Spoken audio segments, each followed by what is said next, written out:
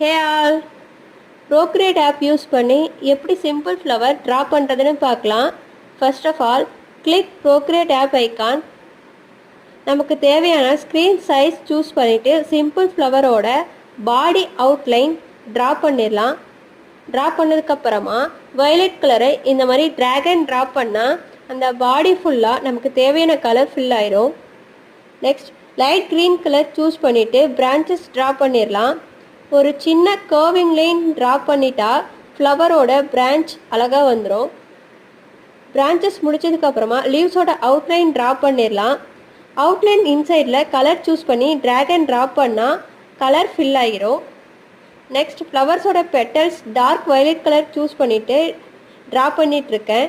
ஃபைனலாக எல்லோ கலரில் 5 to 6 random lines போட்டு அதோட எண்டில் சின்ன சின்ன டாட் வச்சுட்டா நம்மளுக்கு கம்ப்ளீட் பேக்கேஜ் சிம்பிள் ஃப்ளவர் கிடைச்சிடும்.